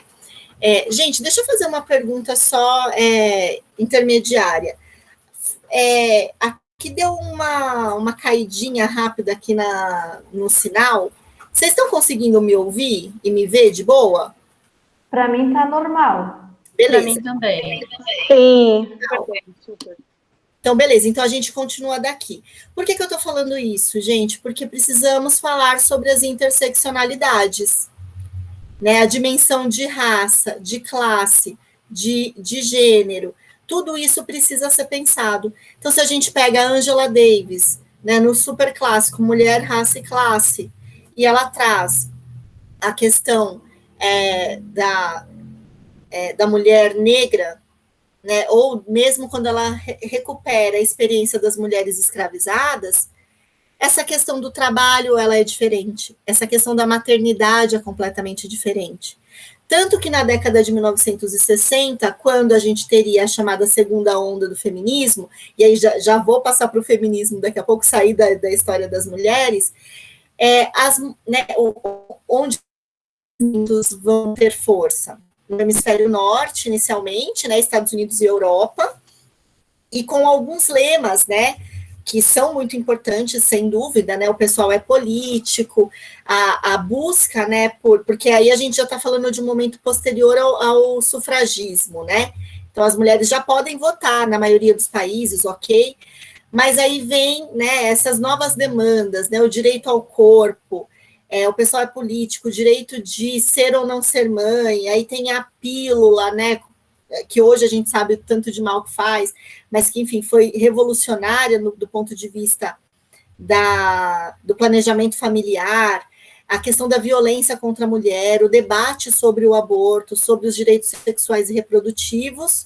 No entanto, as mulheres negras não aderem ao movimento. E se pergunta por quê, né? Bom, esse feminismo, que foi essencial, e aqui não quero desqualificar esse momento do feminismo de maneira nenhuma, porque a gente também, às vezes, faz aquele negócio, né, gente, jogar água fora com o bebê na bacia, né? Tipo, então, se agora a gente pode criticar esse momento do feminismo, não presta, né? Na verdade, não é bem assim. Mas, quando a gente faz já essa reflexão sobre as mulheres negras, a gente percebe, bom, essa demanda aí de precisamos poder trabalhar fora. Opa, as mulheres negras trabalham fora desde sempre. Muitas delas, inclusive, trabalham nas casas dessas mulheres brancas, né? A questão do aborto, né? Do direito ao aborto, do poder escolher ser mãe, para essas mulheres que trazem na sua história, né, na história das suas famílias, o aborto como uma necessidade de proteger aquela pessoa que poderia ser gerada por você, é completamente diferente, né? Então, é muito interessante a gente pensar, né, que quando a gente fala sobre os feminismos, e que agora a gente fala com muita naturalidade no plural, mas durante muito tempo, né, e vocês nas apresentações já falaram, olha, eu sou uma feminista em construção, porque a gente tem muito a aprender, a gente está o tempo todo revendo as coisas, o que eu acho que é muito legal, muito saudável, né? A gente só precisa ter um certo cuidado para não desqualificar aquilo que em algum momento, de repente, foi necessário, né? Então, quando nós falamos sobre isso, tem um documentário muito legal. Vocês já viram? She's Beautiful and She's Angry? Alguém de vocês já assistiu? Estava na Netflix, né? Isso, tem na Netflix. Eu vi, mas já faz um tempinho, já não tenho uma memória tão presente dele, mas eu vi. Então, gente, super recomendo, né? Eu também assisti a Laide faz um tempinho, mas para mim ficou muito marcada essa questão das mulheres negras que vão trazer, né, gente, a potência do feminismo negro, das discussões que agora estão super em voga e são extremamente necessárias, né? A gente tem a publicação de muitas autoras feministas negras, né, como a própria Angela Davis, que eu já citei, a Audre Lorde, a Bell Hooks, a Patricia Hill Collins, enfim, inúmeras, né, e que bom que nós estamos tendo acesso a essas teóricas, né, que não são pessoas, e não só essas que eu citei, que são estadunidenses, né, mas aqui no Brasil, né, as mulheres negras como Sueli Carneiro, enfim, e tantas outras que a Lélia Gonzalez, né, grande pensadora, e que trazem justamente essa discussão de que mulher nós estamos falando, de que feminismo nós estamos falando. Essas histórias, elas precisam ser construídas, porque elas existem. E a história das mulheres e os feminismos se cruzam muito, porque muitas dessas mulheres, né, que produzem na academia, elas também são integrantes dos movimentos. Mas há uma cobrança muito maluca também nesse sentido, gente, porque essas mulheres que estão na academia, elas precisam seguir determinados parâmetros de rigor, né, que muitas vezes não atende à expectativa do movimento social, né? Enquanto o movimento social também apresenta, né, falhas, digamos assim, que a pessoa que está na academia identifica, e aí fica um super embate, né? São muitas as discussões, eu não vou entrar no mérito, né, gente, de aprofundar nesse sentido, mas acho que isso vale muito a pena, já que nós estamos pensando nessas construções, né? E aí a gente poderia citar tantos outros exemplos, como do feminismo lésbico, né? Eu participei recentemente de uma banca de mestrado na Unicamp, que foi muito interessante, sobre a imprensa lésbica na década de 1980. Havia, né, um boletim chamado Xana com Xana, que depois se tornou Um Outro Olhar. Ele é muito pesquisado, né, e essa estudante fez uma pesquisa belíssima sobre esse boletim, e, entre outras coisas, um debate importante que existe onde estão as feministas lésbicas, porque elas estão entre as mulheres feministas e o movimento gay. E muitas vezes, por apresentarem demandas específicas, né, não conseguiam espaço nenhum e nem outro. Então, a gente tem, sim, essas várias camadas, né?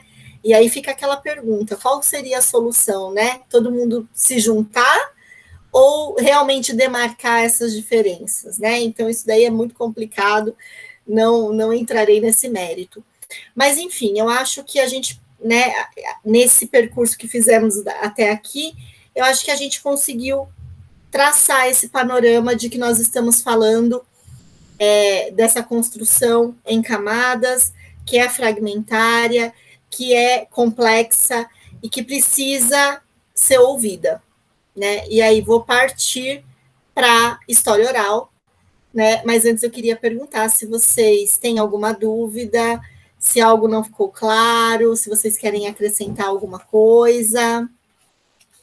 Fiquem à vontade.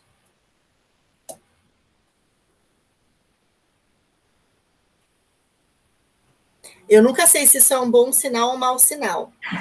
Porque pode ser, nossa, estamos super acompanhando. Pode ser, gente, eu já me perdi aqui faz séculos. Não sei nem o que ela está falando mais.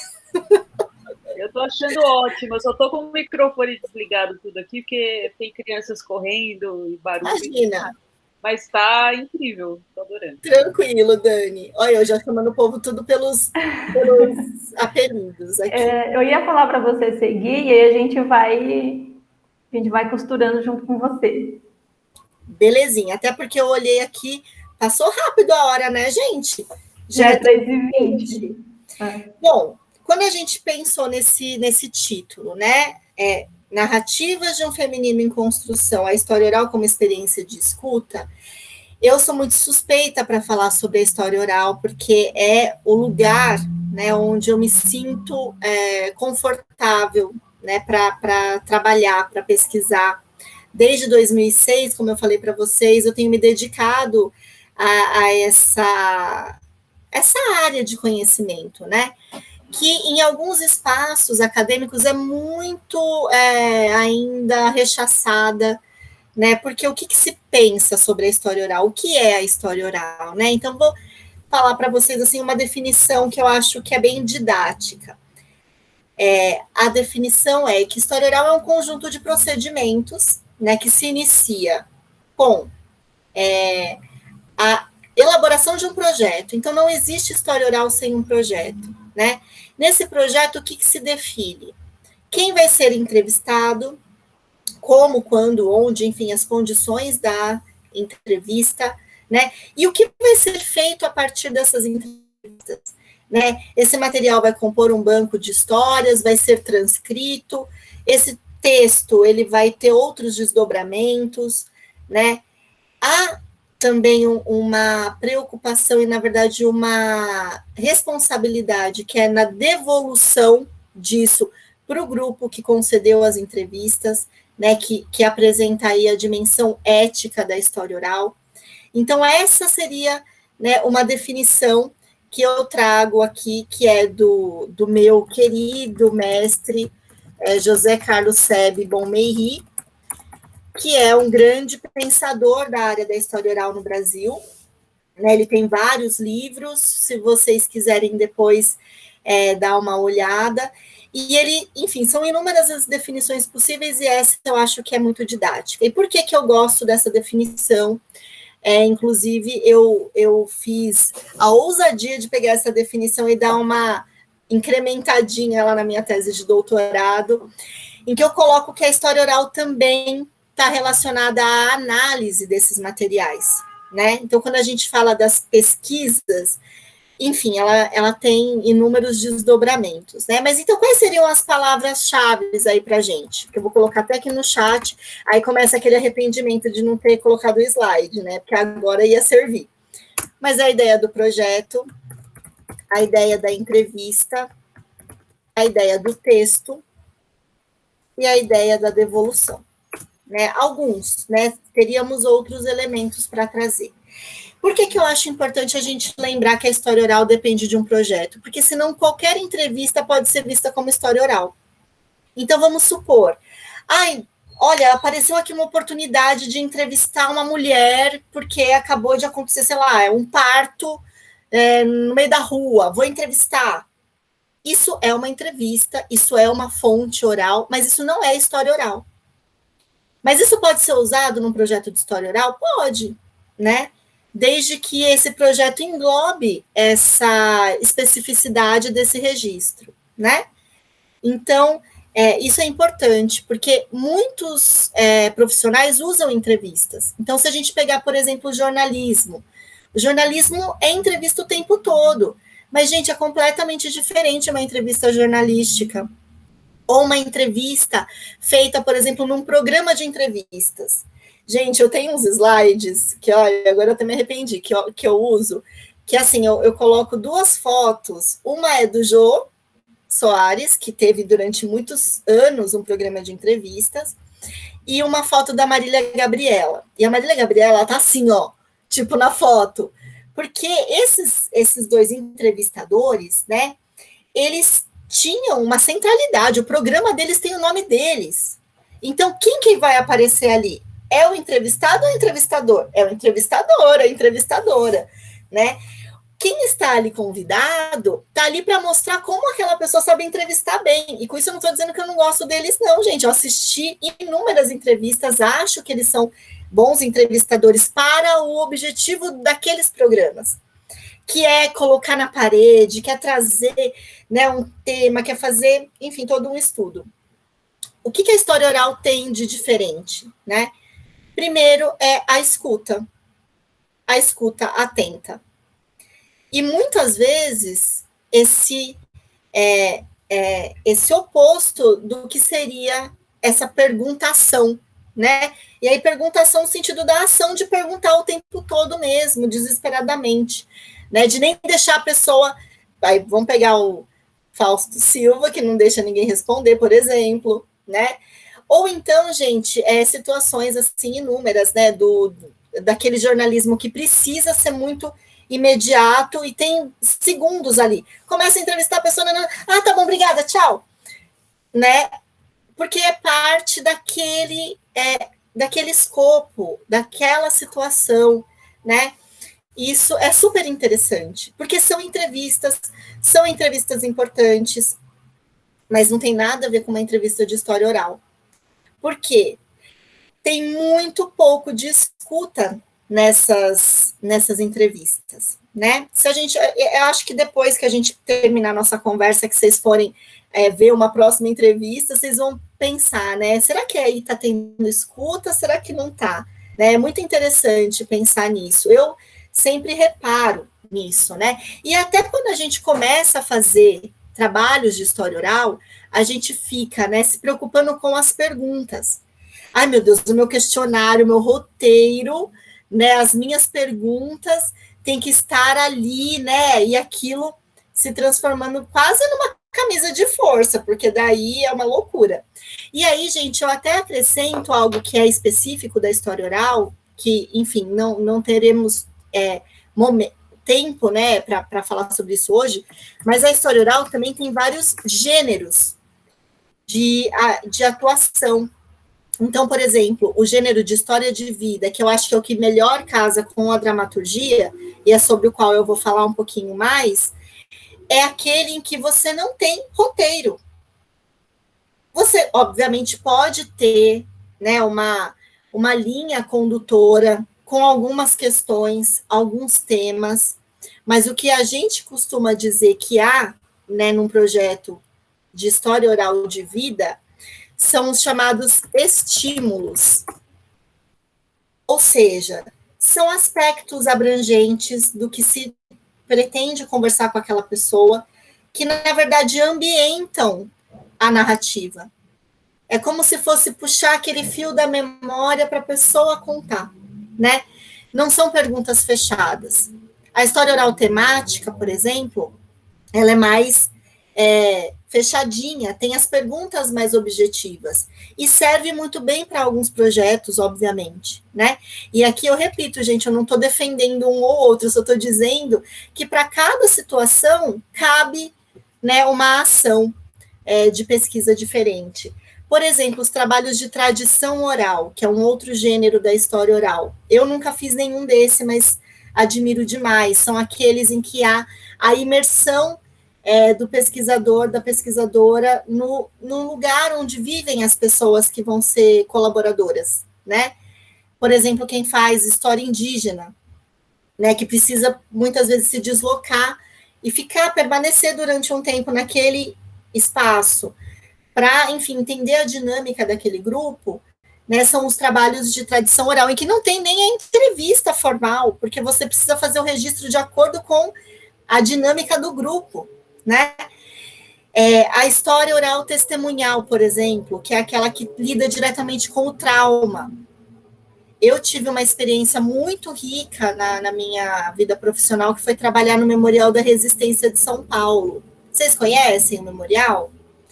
O Memorial, ele era o DOPS, né, durante a ditadura, hoje é um espaço musealizado, e tem um programa de coleta de testemunhos com ex-presos políticos que ficaram ali naquele lugar. E eu me lembro, quando eu iniciei o meu trabalho lá, a nossa coordenadora, que era uma museóloga incrível, mas uma pessoa muito voltada para a exposição. Ela tinha uma visão das entrevistas, olha que interessante, como se fosse a oportunidade de conseguir recuperar informações sobre o espaço para montar a exposição, né? Só que as pessoas chegavam ali com uma experiência animal, assim, sabe? De um monte de coisa que não estava previsto no roteiro, só que às vezes a pessoa queria falar sobre aquilo. E aí? Você corta a pessoa, você ouve a pessoa, você fala, ai, que saco, isso daqui eu não vou usar, e vou ter que ficar ouvindo essa pessoa falar, né? E eu me lembro de ter conversado muito com o pessoal lá naquela época, e insistido, gente, faz um trabalho de história de vida, mantém o roteiro aí que pergunta se o povo tinha privada, se não tinha, se era quem tinha, se não era, como que era a entrada. Ela tinha uma obsessão por saber como que era a entrada do prédio. Imagina a pessoa que chega torturada, se ela vai lembrar 50 anos depois como que era a entrada do prédio. E aí, gente, eu estou dando esse exemplo porque num segundo momento as pessoas começaram a ouvir mais. E aí vieram experiências incríveis. Uma das que eu tive a oportunidade de ouvir, que foi do seu Manuel Cirilo, ele simplesmente participou do sequestro do embaixador norte-americano, que não aconteceu lá, naquele espaço, do qual ele não lembrava muita coisa. Mas olha a oportunidade que se perderia de registrar a experiência de alguém que viveu inúmeras situações desse período histórico, né? Então, essa escuta, ela é fundamental. E quando a gente fala das mulheres, ela é essencial. Por quê? Né? Aí a gente pode pegar inúmeros exemplos, né? As mulheres, ao longo da história, tiveram menos registros, tiveram menos escuta, tiveram menos oportunidade de produzir esses registros sobre si, né? Então, essa é uma iniciativa, essa escuta atenta, ela é uma oportunidade de construção desse sujeito, né? E que vai ser, do mesmo jeito que a gente fez aqui na nossa apresentação, né? Vai ser um trabalho de memória que vai trazer camadas de experiências que definem quem aquela pessoa é, e que vai trazer todas as pessoas com as quais ela se conectou ao longo da sua história, aquelas pessoas que foram suas referências, né? Isso tudo vai ser composto nessa narrativa, que em história oral a gente costuma usar o termo de colaboração,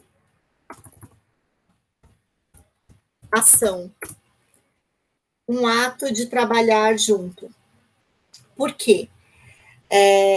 Quando a gente ouve, eu não sei se vocês já ouviram, gente, mas é super comum, ouvir, olha, esta pesquisa está dando voz ao grupo marginalizado, vulnerabilizado, X, né? E com todas as boas intenções possíveis, mas também com toda a arrogância que o mundo acadêmico nos concede, né? Dar voz a alguém. Gente, quem sou eu para dar voz a alguém? Essa pessoa, e aí eu acho que a gente pode trazer bem rapidinho o debate sobre o lugar de fala, né? Porque está muito quente essa discussão. Algumas pessoas, o Seb, meu querido professor eterno aí, ele falou, gente, mas ainda estão falando de lugar de fala, isso daí já é velho. Não, eu achei que já tinha acabado, eu falei, não, tá quente ainda, o debate é importante, tá quente, né? Porque a impressão que se dá quando se fala, né, sobre lugar de fala é de que agora os grupos, pessoas estão construindo esses espaços. Esses espaços sempre existiram, o que faltava era alguém para ouvir e reverberar essas falas. Os espaços de escuta são muito importantes para que os espaços de fala se concretizem, se consolidem, né? E a história oral é uma forma, né, uma oportunidade, uma ferramenta, né, que nos propicia essa construção de um espaço no intervalo, digamos assim, né, no entrecruzamento da fala e da escuta, que tem que ser marcado pela democracia, no sentido de que é possível falar e a escuta atenta vai existir. E aí vem um detalhe que é extremamente importante, né?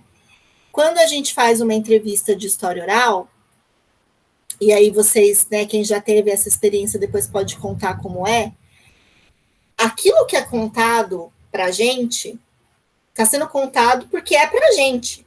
Porque se fosse outra pessoa fazendo a mesma entrevista, o que é contado poderia ser diferente. Ou a maneira como é contado poderia ser diferente.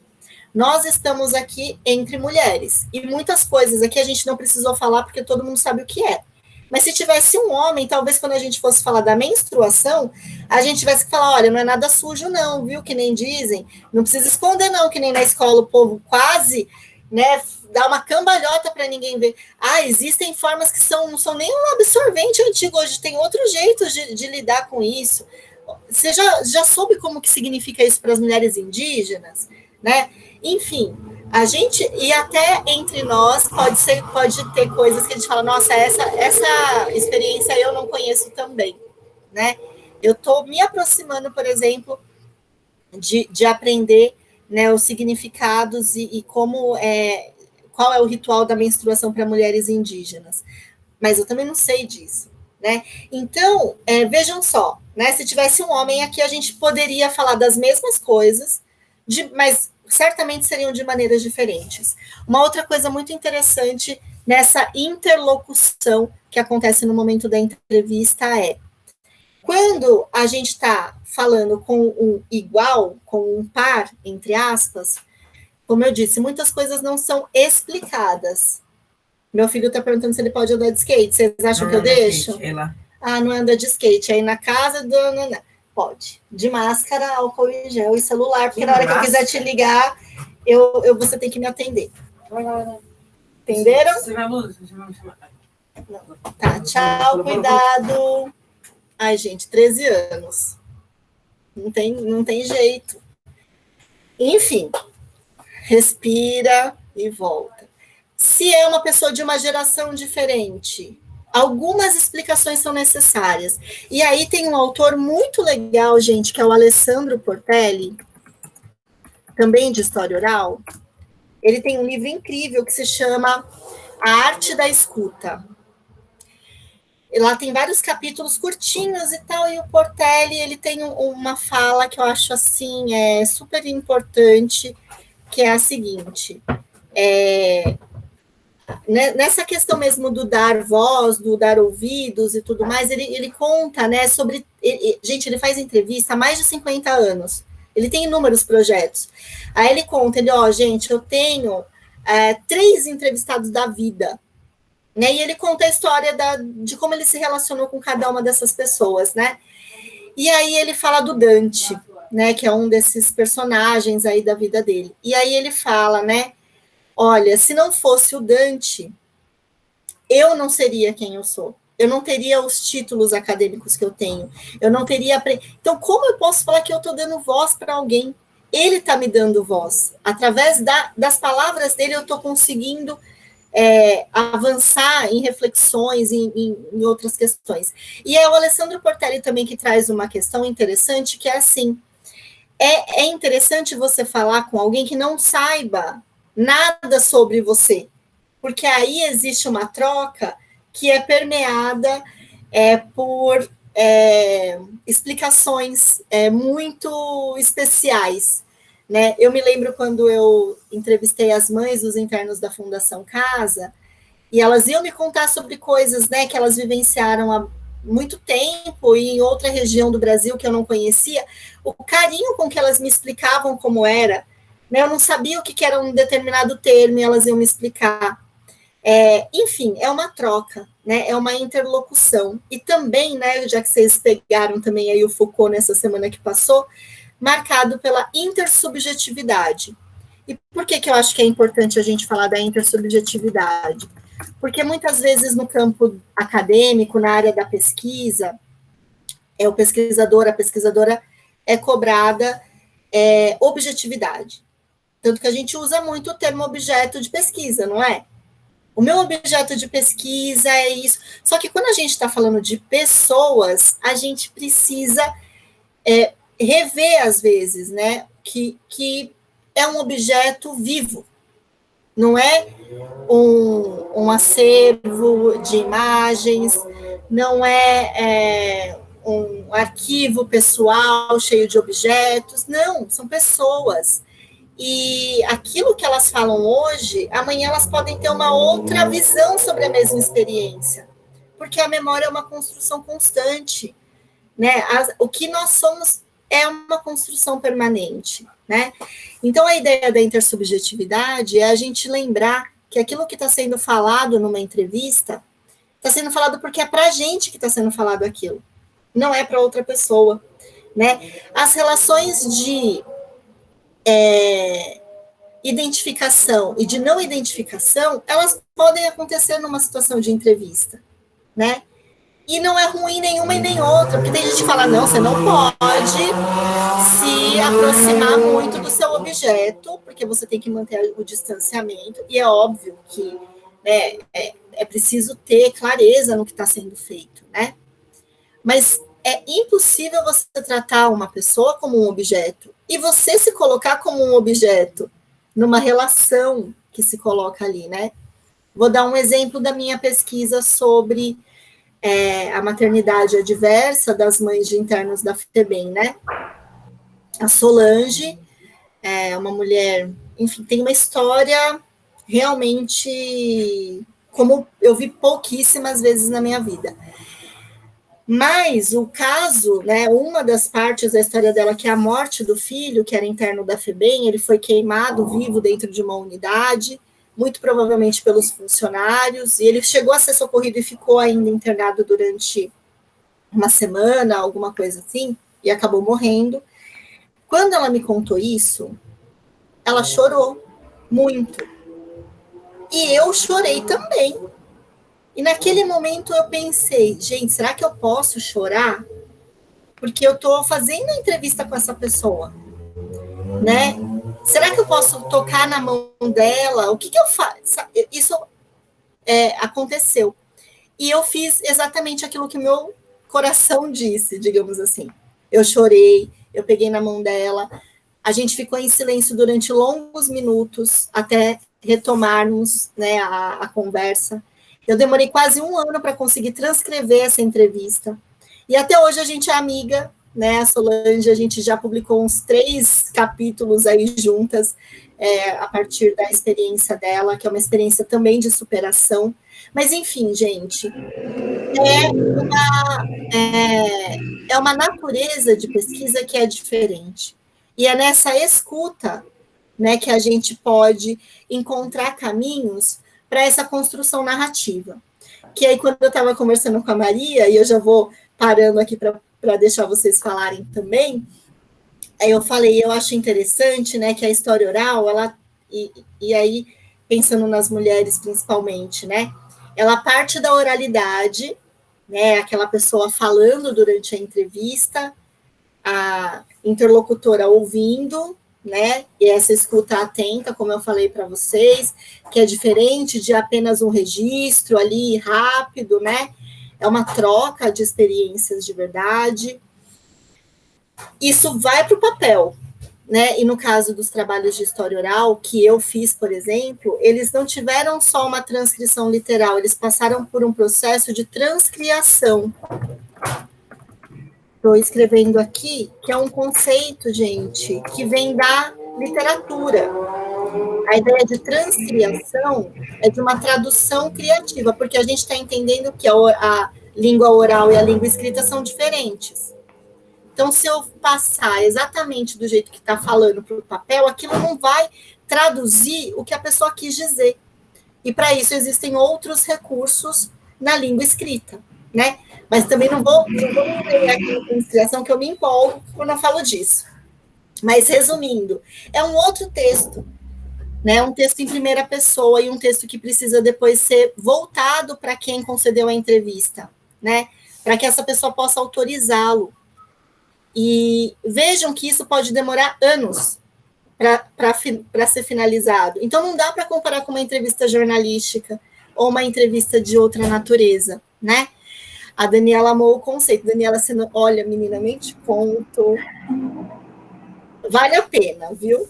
Mas isso tudo, gente, para depois poder voltar para a cena, para depois retomar a voz, retomar a oralidade, mas aí incorporada, né, em quem está trazendo, né, para a cena essas mulheres. E aí a cobradora, que gente, estou falando arrepiada já, quase chorando aqui, só de lembrar do espetáculo, que é, enfim, um primor, né, que traz uma multiplicidade de mulheres e que mostram que essa construção ela é permanente, né? E ela demanda da gente, né, o esforço do entendimento, do respeito, da valorização da alteridade, né? Então, é um pouco nesse sentido que eu acho que a história oral pode ser, né, uma ferramenta e que o teatro é uma resposta para tudo isso que a gente faz na história oral. Porque isso pode reverberar, isso pode amplificar essas vozes, né, que a gente tanto se esforça para dar ouvidos, né? Enfim, era mais ou menos isso que eu queria trazer aqui para conversar com vocês, mas queria ouvir vocês também, enfim, vocês acham que deu conta? Eu tinha separado até uns outros negócios aqui, mas vamos ver se dá tempo. Vai dar tempo, vai dar tempo. Eu queria falar só rapidinho, Má, sobre essa questão da transcriação. E aí, pensando, né, a partir da criação teatral com esses elementos, a sensação que eu tenho é que o espetáculo, para além do texto, é uma forma de transcriação, sabe? E aí eu fico pensando nessas diversas formas de transcriação que pode ter uma história, né? Pensando na criação teatral, na criação artística, que ela pode se transformar em muitas, né? Sempre tendo essa relação em essência direto com a história. Para mim é um termo e uma luz, sabe, assim, como a narrativa, que ela abre muitas possibilidades de pensar essa forma, essa linguagem.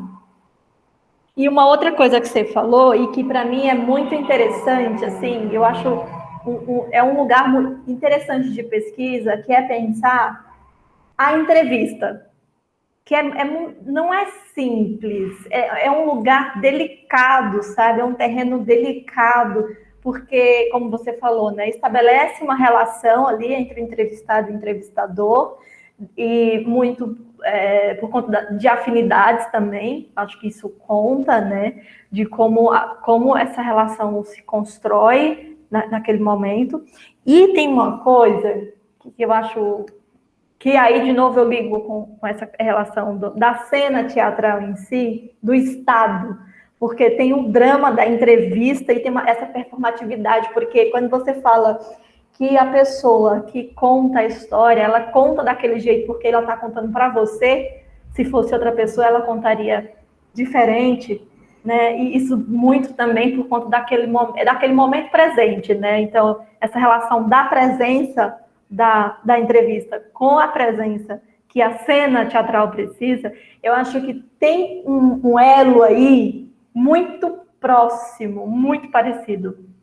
Porque no teatro, como arte da presença, claro, isso aqui virtual, estamos presentes, né? Mas é diferente do presencial. Tem muito essa coisa da criação de estados, né? Como se cria um estado, como você constrói a relação com plateia, com o conteúdo, com o texto. Então, pensar a entrevista, para mim, é um campo fantástico, assim, de muitas possibilidades. E eu estava pensando que você estava falando isso, Maria, e aí eu estava pensando, por exemplo, do exemplo que a Marcela deu, entrevistando essa mãe, que aí ela chorou e parou junto, o quanto esse processo de chorar, parar, dar o tempo delas se entenderem, isso também já faz parte dessa performatividade e desse material que pode virar uma transcriação para a peça.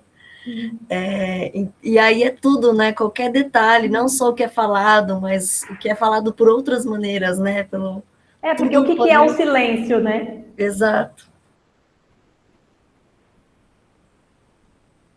E o silêncio diz muito, né, gente? A não fala é uma fala, é muito potente às vezes, né?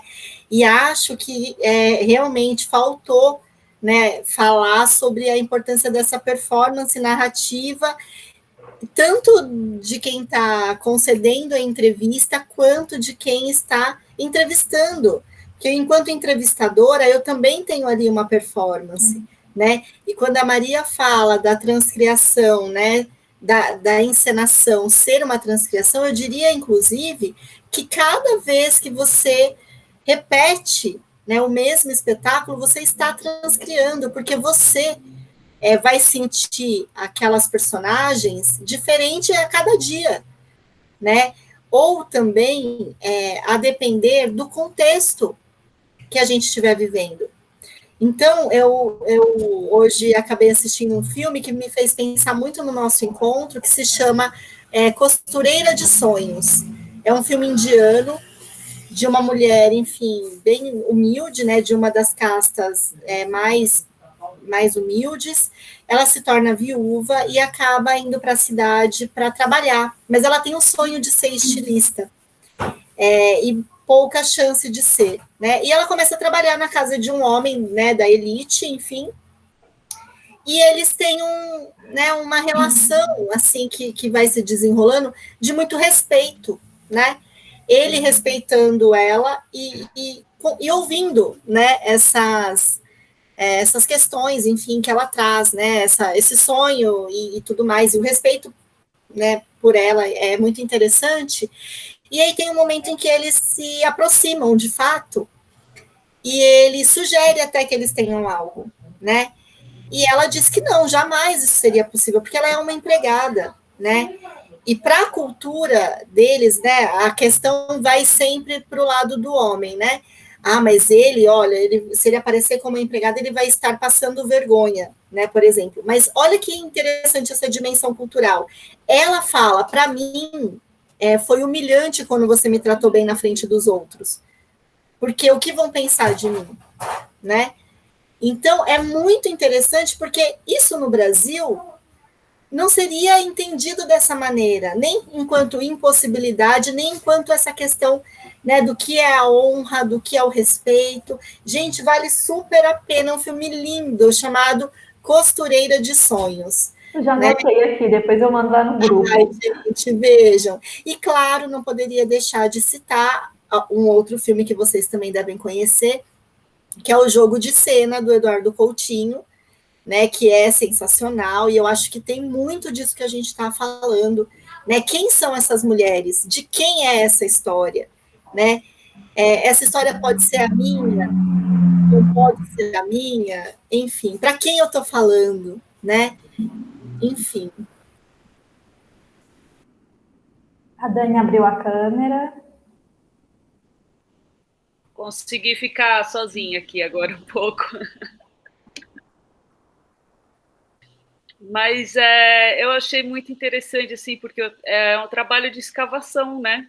Assim, da gente conseguir justamente, e de recorte, né? Porque é um processo também, imagino que se você não escolher um recorte, você se perde nisso, um processo que não acaba nunca mais, né? Então, assim, o que escolher e justamente, né, como pontuar o que não está dito, esse trabalho de transmutação artístico, né? Muito importante, acho. A aula é incrível, viu? Adorei, muito obrigada. Obrigada viu, Dani? Porque eu acho que você trouxe uma questão também que é importante, gente. a gente tem que ter limite, porque a gente quer conquistar o mundo, fazer tudo, e realmente é importante a gente ter essa dimensão, né? O que eu quero abarcar, né? Onde eu vou aprofundar, porque de fato não dá para contemplar todas as possibilidades, né, da existência, enfim, dessa experiência, né? Sim, não, total, porque eu fico pensando de você perceber essas fronteiras não como um limite que você não pode ultrapassar, mas como uma forma de você reconhecer esse território, né? Por exemplo, pensando no texto, no tema, porque às vezes a gente fica numa ânsia de dar conta de muitos temas, né? Não sei, quando a gente entra numa pesquisa, você fica nesse lugar de querer abarcar muitas coisas. E aí eu fico pensando agora que essa fronteira é mais como um espaço de você perceber o território. Não que você não possa ir no outro, mas é mais como esse espaço para você poder ter mais liberdade dentro dele e escavar, né? A Daniela traz essa palavra, né, de escavação, de ir mais fundo mesmo, né? E perceber, porque assim, se a gente vai mais fundo, a gente consegue perceber mais essas camadas. Com certeza, gente. Eu acho que traz muita coisa para a gente pensar ainda. Eu, sinceramente, acho que um encontro é sempre insuficiente para o tanto de ideias que a gente começa a ter, né? Mas eu tenho certeza que não vão faltar oportunidades para a gente se encontrar. Espero que em breve presencialmente, mas enquanto isso a gente segue virtualmente, acompanhando aí como vocês vão colocando essas escutas atentas nas cenas. Estou muito curiosa para conhecer o trabalho de vocês também. Queria agradecer demais a oportunidade, a partilha, né? E depois, se vocês quiserem, gente, eu faço uma sistematizaçãozinha mais assim, em slides e tal, mas eu acho que foi uma boa a gente ter esse momento no sábado, sem aquela coisa, slide, definições, a semana inteira, né, Não, gente? foi ótimo.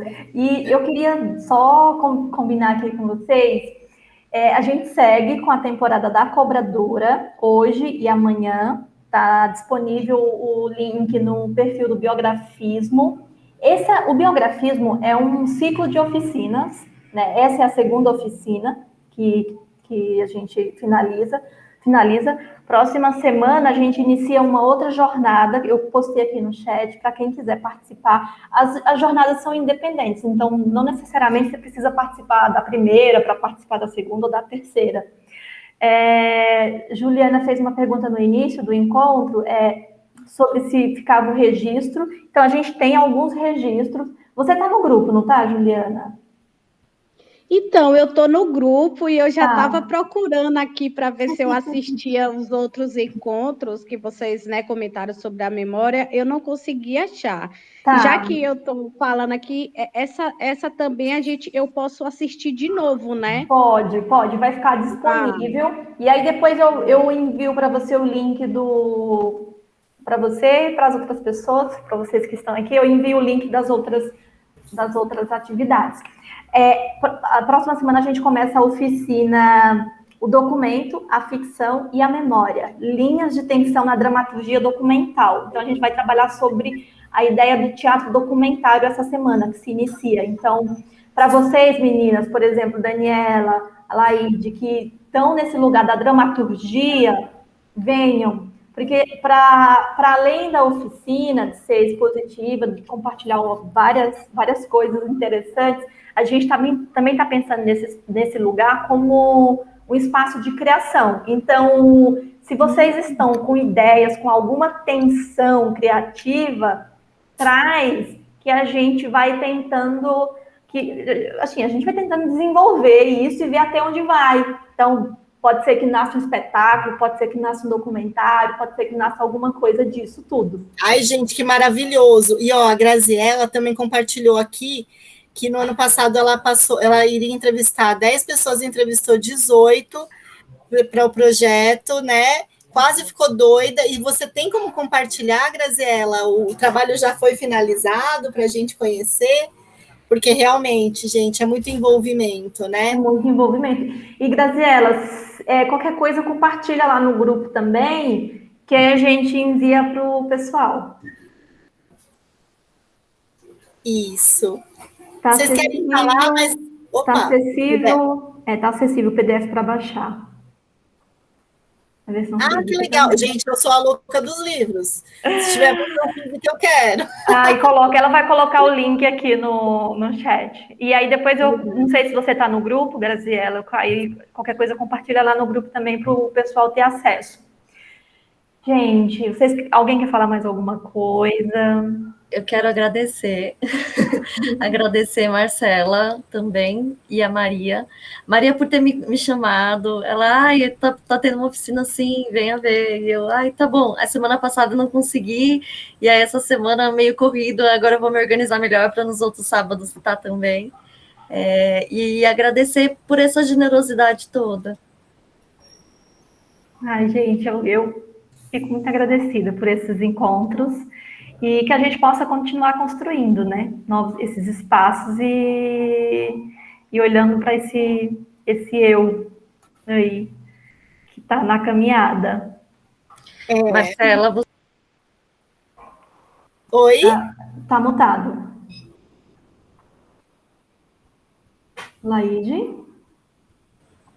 Vocês estão me ouvindo? Agora sim. Eu queria saber se a Marcela tinha redes sociais, alguma coisa assim para a gente. Tem, gente. É @marcela.boni. Vou colocar aqui no chat. Só tem um ponto, assim, separando nome e sobrenome. Eu já cliquei aqui no link da Graziella também. Obrigada, viu, Graziella? Gente, e eu que, enfim, agradeço a presença, a generosidade, a oportunidade de trocas. Eu saio pensando que esse foi um sábado muito especial, graças a esse espaço aqui que a gente construiu, em construção sempre, né, desses vários femininos que nós temos em nós, e que a história oral possa, né, ser para vocês também um espaço de reflexão e de produção, né? E vou me contando o que vocês forem fazendo, que eu vou acompanhando, tá bom? Gente, obrigada. Beijo, gente. Tchau.